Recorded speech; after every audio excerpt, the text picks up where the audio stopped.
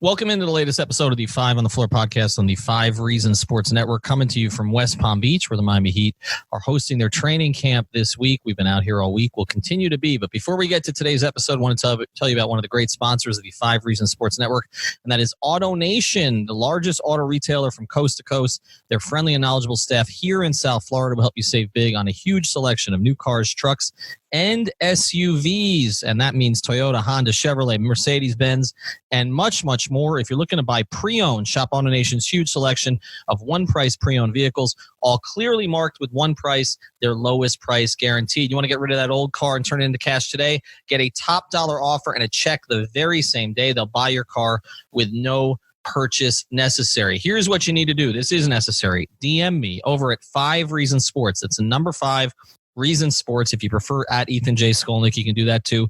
But I will give an AutoNation senior manager your information so they can reach out to you directly, walk you through the entire buying process. We already had some people do this. They've had great success with it. Look, you don't want to deal with just any salesperson you meet. You want to work with somebody who knows exactly what they're doing, get you the right car. So this is a special promotion from 5 Reasons Sports. So DM me at 5 Reasons Sports. And now, on to our episode. Welcome to 5 on the Floor, a Miami Heat and NBA podcast from Ethan Skolnick with Alphonse Sidney, a.k.a. Alf954. Brought to you by the 5 Reasons Sports Network.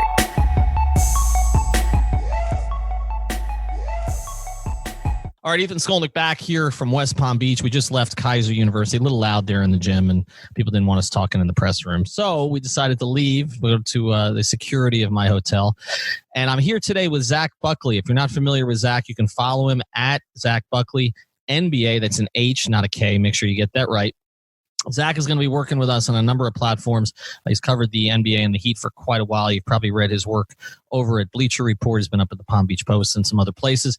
And Zach is also going to be not just on this podcast with us, going to be writing for 5reasonsports.com and also our new site over at Heat Maven, which is affiliated with Sports Illustrated. I'm managing that site, so we'll have a lot of new content there just about every day. So make sure you bookmark that as well. Nobody's going to cover the Heat with more people than we are at 5 Reasons Sports. So we're going to get to some of the things that happened today in a minute.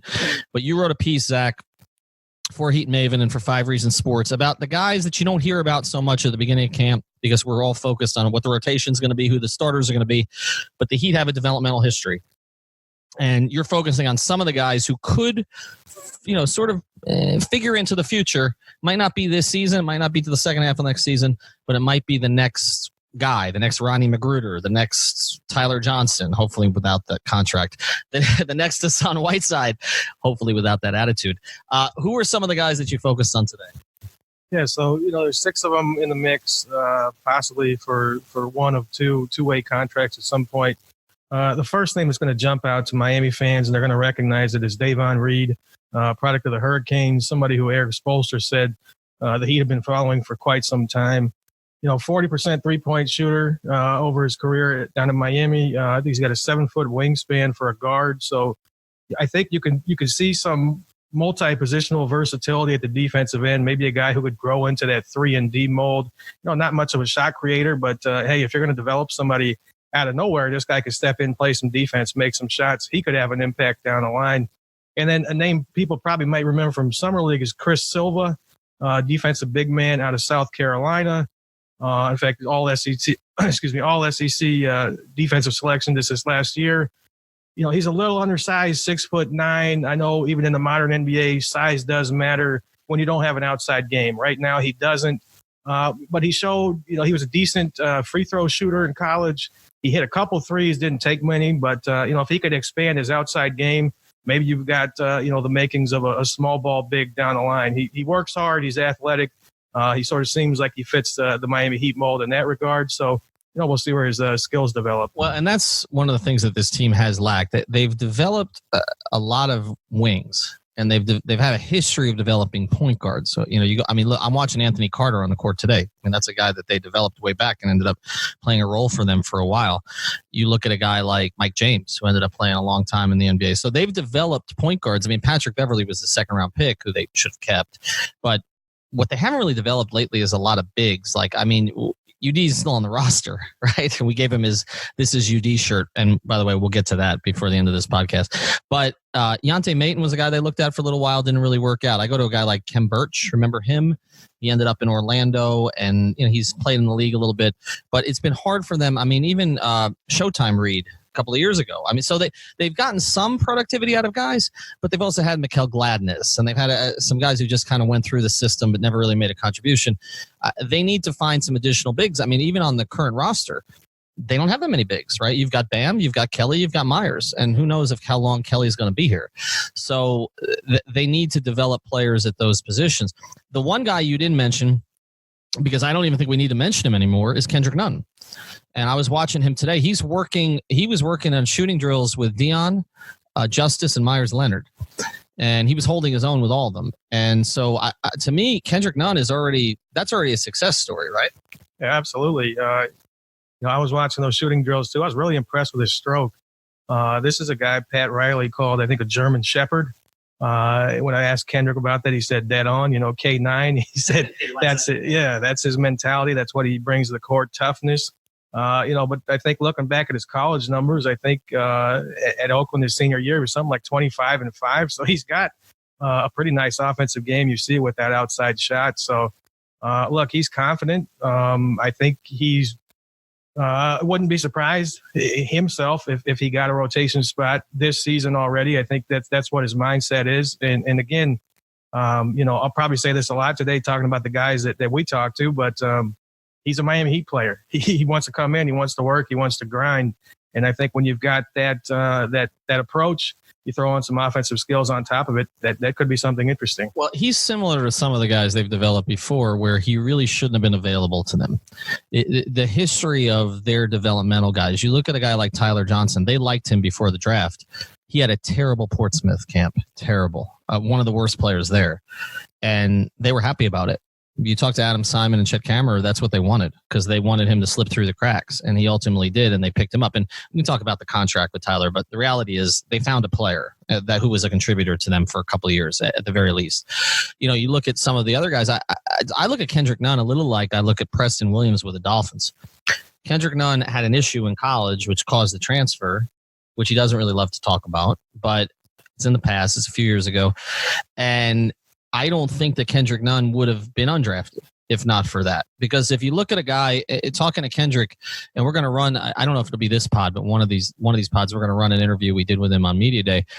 If you look at what Kendrick does, to have a guy in the modern NBA who can play both spots and shoot it and is aggressive at shooting it, that's what you're looking for. Guys who can shoot the ball off the dribble at that position. That's not always what you were looking for, but it's what you're looking for now. So I think he could sneak in on a rotation spot. I think a lot of it has to do with how they're using Justice. If Justice is a full-time point guard and Goran is kind of a full-time point guard, there aren't a lot of minutes at that spot. But I could see Kendrick playing with either guy. That's the thing, because I think Kendrick can pick up. One of the things that impressed me, I was at Summer League. I think I saw 4 of their games in Vegas live. One of the things that impressed me about Kendrick, Zach, was defensively, he gets up in you, and he does it for 94 feet. And they haven't really had that guy since Norris Cole, who did that when Norris first came in. And so if he does that, it's not even so much about the shooting. If he does that, he's going to play. Yeah, absolutely. And I think another guy who maybe comes to mind is a Briante Weber, who approached it the very same way. But, Briante wasn't bringing the same toolbox to the offensive end, right? That's they never could find a role for him on the offensive end, so he really couldn't play. But like you said, if he can guard both backcourt positions, it just increases the versatility. It increases the way Spoelstra is going to be able to use him, and they've got a ton of moving parts in that backcourt. You look at all the combinations you could have if Dion's healthy, if Tyler Hero makes a quick transition. Like you said, Goran, Justice factoring in there. So there's a lot of different ways that Spoelstra can mix this up. And I think it's pretty easy to see how Nunn could factor in there. Yeah, and that's the big difference between this year and last year was they had all these guys playing the 2, but I felt like they couldn't play together. You couldn't play Dwayne with Dion. You couldn't. Dion and Tyler was not a great combination.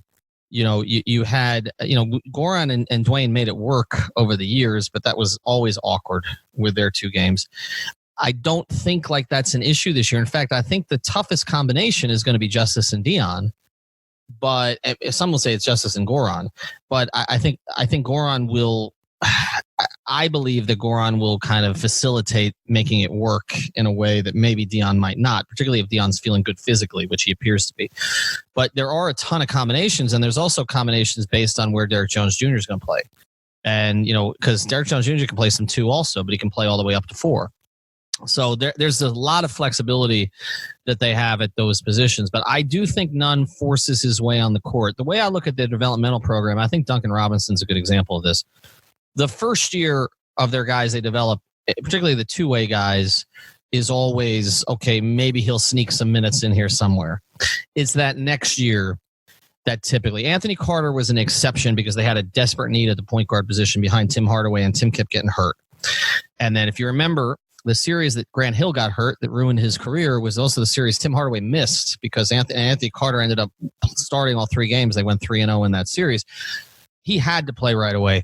Ronnie McGruder played a lot that first year because they kind of had a need at that position, and they had some injuries, and there was a role for him. But I think Nunn might force his way in a little bit sooner than Duncan Robinson and others did because they don't really – he's not a true point either, but I feel like watching him at Summer League, there were more instincts there than I think you typically see for a guy who moves from the 2 over the 1. All right, we're going to go through some of these other players first, but I want to touch on Justise a little bit because I had some time alone with him today. Unfortunately, I am awful with audio in every conceivable way, as bad as I am in photography.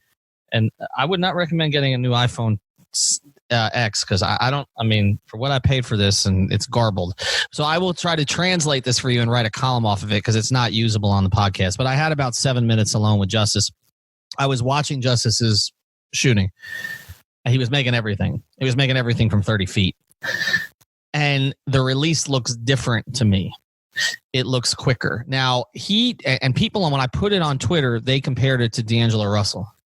He's got a little D'Lo in there.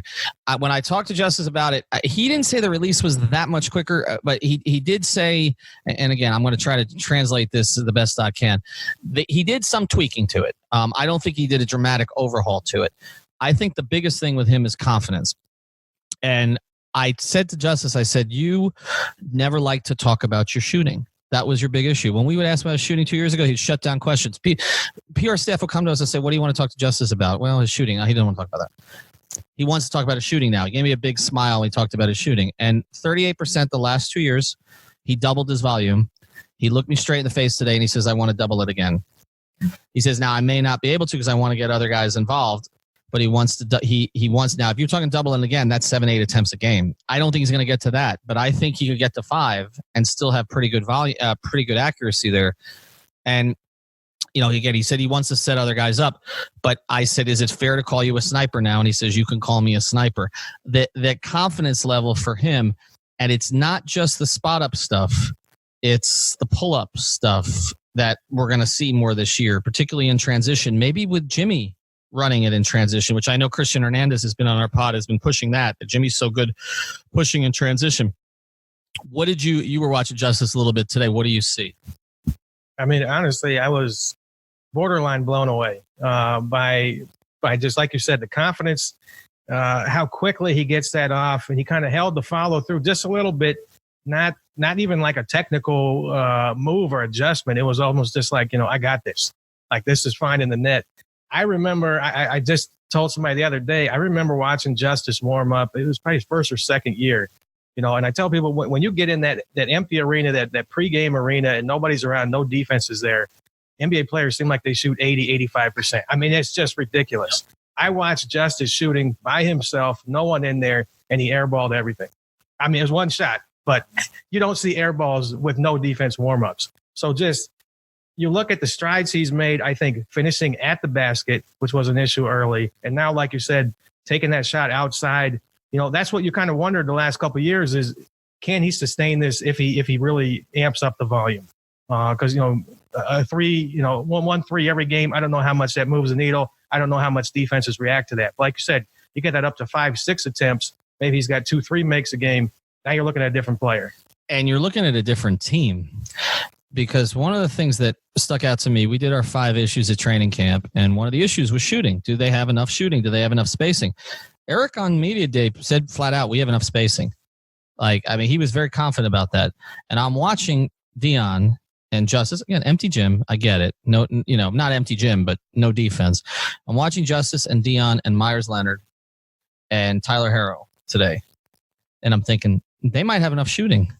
Particularly, if you heard our last pod, the one I did with Goran yesterday, where Goran says he's more comfortable now shooting off the dribble than he is as a spot-up three, which he said was always the opposite. But now with Goran, it's always, and I think Heat fans can envision this, it's that little pull-up that he does with the ball. It's very signature Goran, right? You can see it. He's gotten much quicker with that and much more comfortable with that. So if you have a situation where Goran ultimately ends up as the sixth man of this team and he's running that unit and he's pulling up threes, against, weaker defenders that he's going to face probably going against second units. So if you have Goran, if you have Herro, if you have Nunn perhaps as a contributor, who's a good three-point shooter, if you have Olynyk coming back, you have Leonard. Derek Jones Jr. says that, he feels comfortable in a shot now. Now, I said when we had Derek on last year, I said, if you can just get to 35%, it doesn't have to be 40, just get to 35% with his level of athleticism. You're starting to see, is it Mike Miller, Shane Battier, James Jones, Ray Allen? No. Mario Chalmers? I mean, that you had a group there where you had 5-6 guys who could shoot 38% from three, and they were being set up by two of the greatest playmakers of all time. And Chris Bosh then ended up adding to that as another guy. But I think they may have enough shooting. Like, I don't think it's as big a concern, even though their best player, Jimmy Butler, is not a great three-point shooter. Yeah, I think you might be right. I was watching, in fact, Derek Jones shoot a little bit today and was impressed with his stroke too. Like I said, I don't know how many just knockdown snipers there are, but you don't necessarily need that.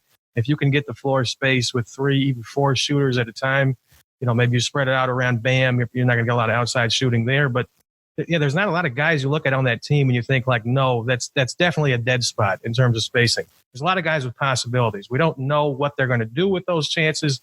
We don't know what their growth is, but honestly, I think if you look at offensively, I almost wonder if playmaking might be the bigger concern than shooting.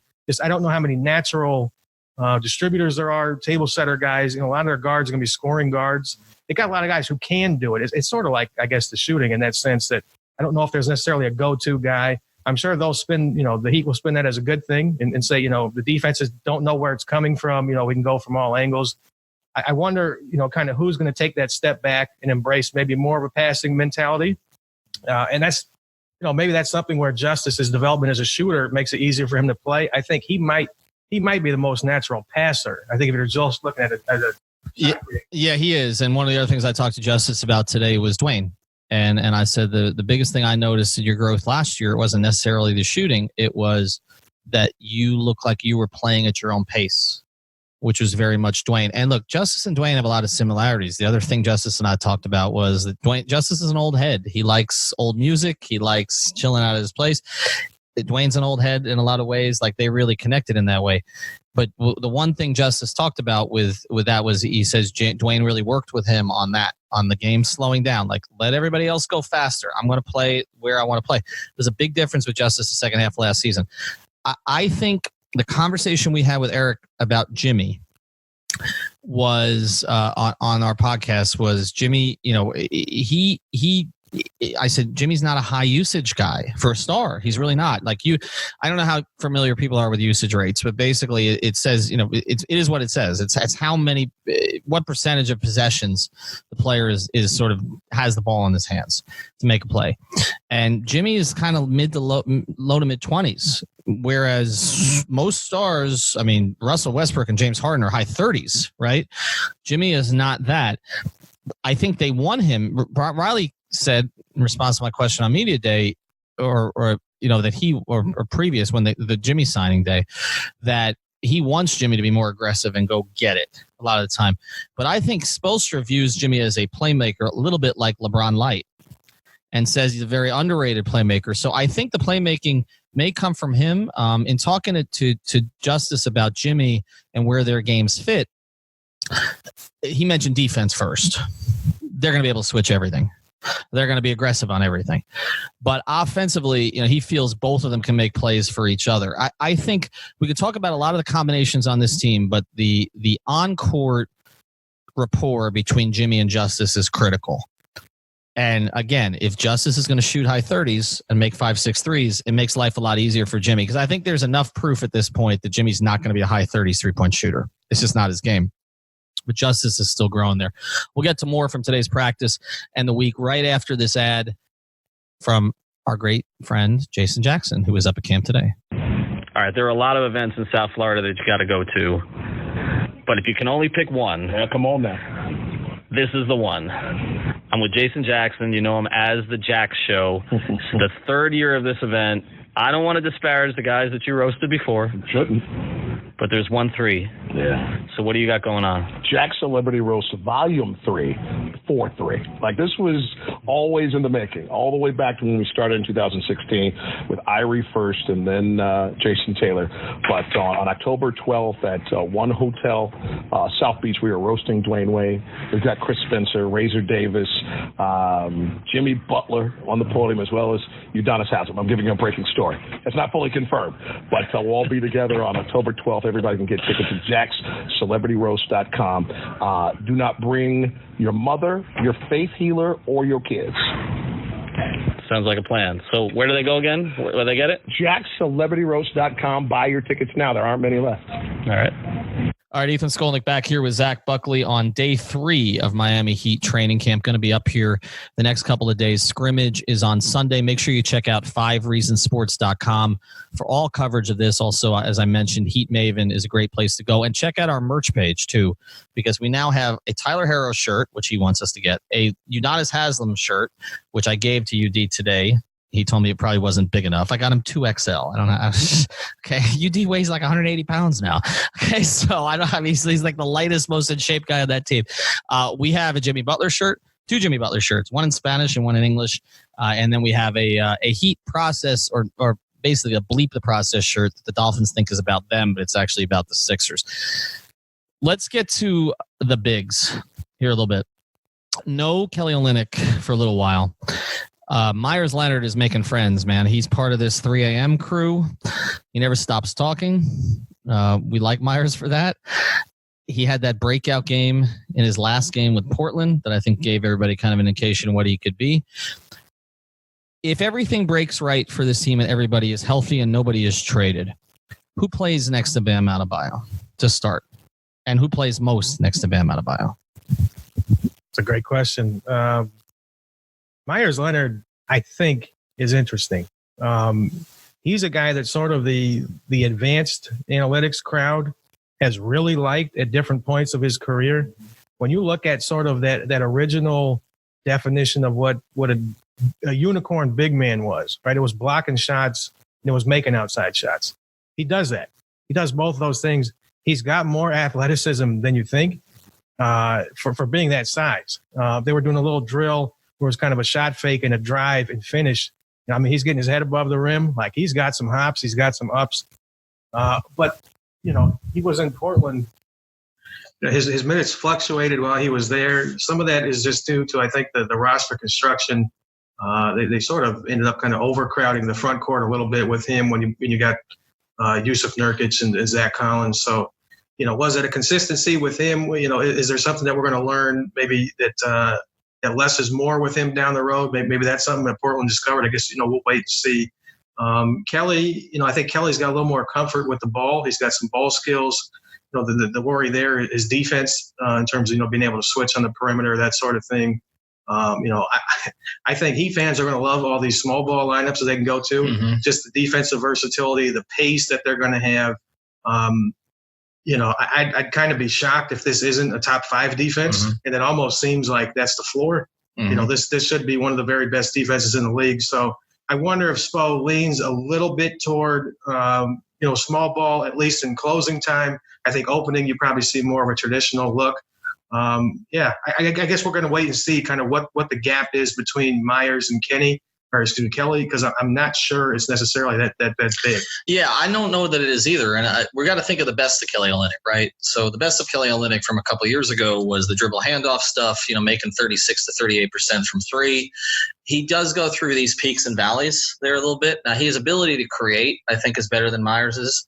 and the ability to run offense through him is better. But I think potentially Myers is, as you said, potentially better at protecting the rim, potentially better as a rebounder. Kelly plays well with Bam, so we have to see what that looks like with Myers Leonard. To me, everything about the front court this year has to be about who's going to make Bam the best he can be, because he's the player with the highest upside in their front court. He's the future. So whether it is playing with his buddy DJJ and them just being long and athletic and switching everything defensively, or whether it's playing with more of a pure shooter, if Derrick Jones Jr. can get to 35, 36%, he can play a lot of 4 next to Bam, because I don't think Bam's quite ready to be that shooter. I think he'll get there, but I don't think he's not Chris Bosh yet. That's who he's modeling himself after, but he's not there yet. But of both those guys, Richard, now we've kind of taken James Johnson out of the equation right now because we still haven't seen him. I don't love him next to Bam, to be honest, because he's not a great spot-up three-point shooter. He gives them some toughness, but he doesn't give them rebounding. I mean, he went through long stretches last year where he didn't rebound. Now, I thought if he was healthier and in better condition, that maybe he'd be able to do that, but so far not in better condition, so we don't know. So that's the other question. Before we close here, you raise an interesting point, something we're going to cover on future podcasts. It's not always who you start with, it's who you finish with. That's the most interesting question on this team. Justise Winslow, Bam Adebayo, and Jimmy Butler are going to be on the court at the end of games. My question is, who are the other two going to be?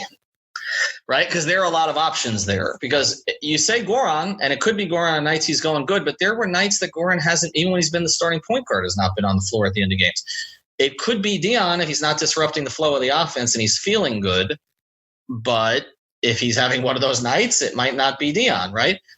I think that the wild card, the guy who's going to be on the floor at the end of games more than people expect, is Derrick Jones Jr. I think he'll be out there somewhere. If he continues to progress defensively the way that he did last year, he's the card they're kind of holding back right now. I don't feel they're talking him up quite as much, but it's like he is what maybe Winslow was a couple years ago, where he's the guy that's going to be out there. I think he's probably one of the 5. Now, they're going to need one more spacer out there. Maybe by halfway through the season, it's Tyler Herro. I don't know. But that's an interesting question. I mean, would you agree it's going to be Justise, Bam, and Jim? I mean, it's going to be Jimmy. We know that. But, it's going to be Justise, Bam, and Jimmy as 3 of the 5. Yeah, absolutely. And I think that's where Justice's offensive development is going to be so critical in terms of who they can put around them and who they'll need to put around them. I think if he's ready, if he's shooting the way he thinks he's going to shoot, and we think he could shoot, then I don't think necessarily, maybe you decide you don't need Goran as much because you're going to give back defensively if you're going to go with him. Right. Like you said, Dion's the wild card. We'll see. Those 3 are locked in, and I'm with you. That Derrick Jones Jr. is a name I was going to say.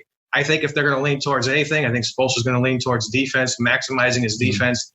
And if you think you have for sure one closer in Jimmy, if Justise can sort of be that secondary option, then I think that opens up a lot in terms of, let's bring in as many defenders as we can. Like you said, Herro maybe to space the floor eventually. But yeah, I think those 3 are locked in. We'll see how the other 2 fill out here. And I don't want to forget Kelly, because Kelly's had some moments, playoff moments when it was with Boston where, he's proven he can be big in those situations. But I always think that he's going to lean defense. And Eric's had so much talk, and he's so enthusiastic about the different combinations. And the modern NBA is about switching. It's about switching. And, the teams that gave Golden State trouble were the teams that could switch against them, like Houston used to. And I thought Houston losing a couple of their defenders really hurt them there. But you have to be able to switch everything. And and if you're putting out there Derrick Jones Jr., Jimmy Butler, and Justise Winslow and Bam Adebayo, that's 4 of your 5. You can switch absolutely. It doesn't matter who the 5th guy is then at all. But if it's Dion, it's a solid defender. Provided that he's in shape and he's engaged. And I think he will be with this group. So just a lot of possibilities. I think that's why there are 2 reasons I think people are kind of excited about this team. I think one is because there are just so many possibilities, and you don't feel like you're stuck like you were last year. And then ultimately it was, all right, Dwayne, just save us. It's your farewell season. Like there was just nowhere else to go. I feel like that's part of it. But I also think the enthusiasm I've noticed at the 2 days I've been at camp, these guys seem to really enjoy each other. Now that could change after one bad West Coast trip. But for right now, it feels like that. All right, you can find him at Zach Buckley, NBA. As I mentioned, Heat Maven will have exclusive content there. Difference between us and everybody else, All of it's free. So check it out. If you want to advertise with us, we're taking spots for the entire season right now. So just reach out again, DM 5 Reasons Sports. We'll find a place for you. Also check out Seltzer Mayberg Law Firm. That's one of our great sponsors that we actually work with, share an office with. They will handle your traffic ticket for $49.95 or up. They got mine tossed out recently. They handle cases from all over the state. They got someone on call 24/7. So it's onecalllegal.com, onecalllegal.com. We have so much content backed up right now that it doesn't even matter that I keep screwing up the audio. So we'll give you that. I think I'm going to write a justice column, Zach. Anyway, thanks for being with us. Ethan Skolnick back here for the 5 on the Floor podcast and the 5 Reasons Sports Network here with Alphonse Sidney and the rest of our crew. And we're joined by Kelly Olynyk. And I just want to start here with you. Last year, you come here to Miami a couple years ago and it felt like it was a clear role and created a lot of offense through you, the dribble handoff stuff, and it felt like you really kind of moved forward. Last year, because of circumstances, maybe, it wasn't as clear from beginning to end of the season. Do you go into this year sort of feeling good about where you're going to fit in this process when you get healthy, of course? Yeah, I mean, I think last year was a weird year for not just me, but our team. It was like up and down, people sliding in and out. We never really got into a great rhythm, individually and as a team. And I think last year ended on a pretty good note for me. And I think that coming in this year, I think we have a little more, definition of what we need from everybody. And I think hopefully we can go into that and make the most of it. That's what I observed seeing that team last year. It seemed like you had a lot of guys playing the same position. You had a lot of guys in and out with injuries. This year it just looks on paper like there's, again, a clear role for you, that you played very well with Bam. The numbers with the two of you together are really good. There's a need for a 4 on this team who can space the floor. How do you see that relationship on the court developing with Bam, and why do you think the two of you have had success together? I think our games just complement each other really well. Bam's an easy guy to play with. He plays super hard on both ends of the floor. Works his tail off, and he plays. He can play the 4, 5, do whatever. He pulls the basket, finishes, lobs, all that kind of stuff. But he can also handle the ball in the perimeter, make plays, in the dribble handoff game, that kind of stuff. He's crafty like that. And then defensively, he can guard basically 1 through 5. So we saw him against Steph last year. Yeah, he makes it really easy on our team defensively. He can trap ball screens, guard wings, switch on balls, do whatever. So I think for me, it makes my job a lot easier when he can guard everyone. Yeah, and you can guard the other guy. So with Hassan leaving this summer, on paper, it looks like rebounding and maybe rim protection may be an issue with this team. Do you feel pressure on yourself now to step up as far as rim protection and rebounding as well? Do you feel like that's going to fall? A lot of that's going to fall on your shoulders? Yeah, I think it's a team thing. Obviously, we got a couple bigger wings now with Jimmy and other guys coming in. Obviously Bam's going to be in there, but yeah, rebounding would definitely be a focus this year. On both ends of the floor, but rim protection, that's obviously it's something that's there, but rim protection is kind of a thing where if you don't let them get to the rim, then you don't protect it. So that's on Jimmy and Justice, basically. Yeah, hopefully they're not getting full sprints to the rim every play, or else I don't know, it might be a long season. Yeah, it might be a long season. Well, similarly to that, on paper, people would look at this team and say, okay, spacing. Like, are there enough shooters on this team? And I know Goran has had really good runs from 3. Like, Justin's been at 38% the last 2 years. You obviously can shoot the 3. Tyler was brought in to shoot the 3. Do you want to take more this year? And do you think that you can get into more of a rhythm from 3 this year now that your role may be more defined than it was last season? Yeah, I think so. Obviously you want to take more to make more. You don't want to just take shots. You want to make shots too. But yeah, I think spacing, floor spacing, taking and making threes is huge in today's NBA. And you have to be able to do it. You have to have guys on your team that can do it, and you have to have the threat of it, to open up things for everybody else. And so, that's definitely a key for us. Is putting people who can shoot out there and make shots and take shots and make shots. And I think for me that's definitely a goal, is to keep growing at that every aspect. How odd was this off season, because it was pretty clear that the Heat were making a run at Jimmy. Right. They were making a run at Jimmy for a year. you guys went into camp last year and they were making a run at Jimmy, and I felt like in some ways it hung over the franchise a little bit last year because there was some indecision about who was going to be here or not. Right. And then this offseason they make another run at Jimmy, and yours was one of the names. There were a lot of names, not just yours, but a lot of names. Goran's name was out there, other guys who are still here. What were those days like? Did you think that maybe you might be on the move somewhere else? Because you were in those rumors. Yeah, you definitely almost didn't know. For a second I thought I was gone with Derrick Jones Jr. For a few hours there. I think we all did. Yeah, we all did. So it's like, you look for houses in Dallas? I didn't look for anything, but I was just like, it was just a weird time. No, but it's part of the business. It comes and goes with the territory, and I don't think it's personal or it's anything like they want you out of here or they want somebody else here. I think it's business. They had the opportunity to get an all-star in Jimmy, and they were trying to make that work, whatever way they could. And obviously now we have we're fortunate to have him on our side. Hopefully we can take that and run with it and keep moving. What happened in this summer with the injury? Does that change your mind about playing international ball going forward, or? No, if I could go back, I would do it again. Okay. It's obviously a risk you're willing to take, but if you get up in the morning and walk outside, you're taking a risk. It's like if you're doing anything physically active, you're lifting weights, you're in here, working on your game, you're playing 3-on-3, you're playing pickup. It's the same risk. So to say that you don't want to get hurt because you're playing internationally, it's kind of counterintuitive, really, when you're working out or playing pickup with, at some local high school or college. You're running the same risk that you run playing in the World Cup. It's just you're not playing a sanctioned or international event. So, I'm sorry. So, why do you think that so many guys bowed out of the USA team this year?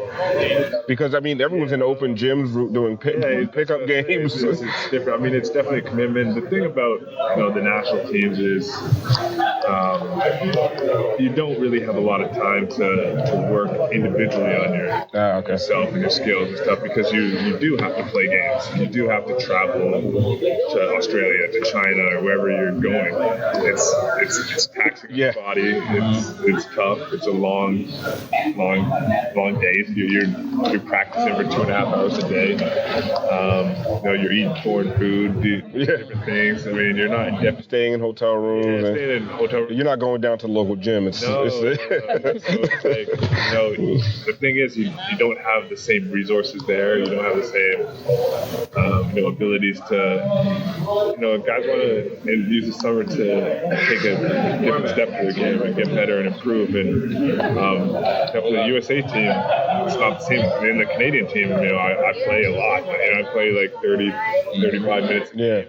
So I'm getting better. I'm getting opportunities. In the USA team, everybody plays like 15 minutes. So it's like, I came all the way out here for this. That's the way it is. They're all NBA players. They're all great. And they're usually beating teams. So it's like they don't. Well, not this summer. Yeah. We know you as a nice guy down here, but obviously you have a reputation that you will go back at guys sometimes on the court. You'll be physical if you need to be. how are you going to handle sort of Jimmy's practice? The way he's sort of notorious for going at guys in practice. Do you welcome that? Will you talk back to him a little bit? Will you give it back? I mean, you have to welcome that. That's that competitiveness, that fire, that drive that takes your team to the next level. And I think he's going to ignite some guys, and it's going to be good for us. But that's the way the Heat like it. They like those guys that live on the edge, have a chip on their shoulder, and they embrace that. They love that, and then you shake it off and you go play together and against the other team. Do you feel this team needed an alpha personality? Like Dwayne was an alpha personality, but obviously Dwayne had been playing a long time, and it was towards the end at this stage. Jimmy's a little closer to his prime, obviously, than Dwayne was at the end. Do you feel that this team needed someone who's going to get on guys, make sure, other than UD, obviously, who does quite a bit of that, but on the court, to be that kind of person? Because it seems like you've got some guys who kind of want to be that, but they're not. They're young. They're not there quite yet. Sort of feeling themselves in their personality. Yeah, I mean, I think it's definitely something that you need on a team, is to have a guy who keeps everybody coming, keeps everybody in tune and focused, and not the task at hand. And I think it'll be good for us. I think that his competitiveness and, like I said, his fire, his drive, like all that stuff is, sometimes taken the wrong way. And as long as you take it with, take the message, and not the delivery, it's good. What was the biggest thing you learned from Dwayne last year, and just seeing the whole Last Dance and everything that went around it? What was your biggest takeaway from that? I mean, the first and foremost, with everything that went on, I think one thing that you realize is, how big Dwayne Wade was. Not only in Miami, but everywhere you went, across the United States, across the world. Like, everywhere we went, there was hundreds of signs that I flew XXXX miles to watch Dwayne Wade's last game, whatever it was, 30-second last game. They were everywhere. How big Dwayne was, how well respected he was, but just how much of a professional he was, on and off the court. His character is, he's such a high character guy. He's an amazing person, amazing player, but first and foremost, he's an amazing person. Treats everybody with respect, treats everybody equally, and really, values all of his teammates and the people around him. Speaking on that Dwayne Wade factor, last year coming into camp here, that was the focus. Everyone was excited. He was doing this Last Dance. And it seems like Spo is almost more excited this year. He could not have been counting down to 10 o'clock tomorrow fast enough. Is that the same thing that all you guys as a team are feeling? Do you just want to get going at this? Yeah, of course. I mean, unfortunately, we had a long summer. So I think everybody's... He said that too. Yeah. I don't even know when the last time we actually played was. You're itching to get back. I mean, you want to play. That's everybody who loves basketball. They want to get back. They want to play. They want to play together. They want to see what the season has in store. And this is like the start of it. So you're kind of like, let's go. Let's get after it. Two important questions for you to close here. One, I know you're kind of a hockey guy. You got some ties to the NHL. Are you going to get out to some Panther games this year, you think? Maybe. We'll see. They're supposed to be good. Really good. They're meant to be really good. Well, we've heard that for 20 years. Kelly. That's the only problem. 3 points out of 8, please. Games in hand. Yeah. That's what they always say. Games in hand. I know you got some ties there. But the last one, this is the most important question. Myers has declared himself to be the best-looking white guy on this team. White guy, huh? And I think he has Duncan second. Do you want to challenge that at all, or throw yourself up there? Yeah, that's kind of messed up. How does white guys are meant to stick together? He's already ranking it. We'll see what happens. As long as he has Tyler fourth, because he's the rookie. So yeah, he's got to be down there. He should be down there. But actually, this is the final thing after the final thing. I always do this. I always do this. But when you again look back at last season, and there was this questions on minutes and was he going to play that much? Was it your sort of exit interview last year? You seemed a little frustrated. You were holding it in a little bit, but a little bit frustrated about how the year had went. You feel good now? Yeah, I mean it's just another opportunity. You can't dwell on the past. The past. You either run from it or learn from it.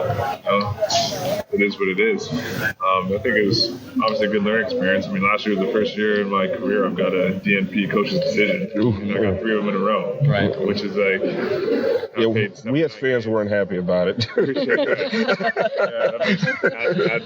We were sitting there. Where's Kelly?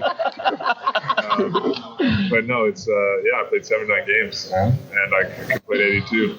So it's it's obviously something that you got to deal with. I mean, it's part of being a professional. It's part of being in a team sport.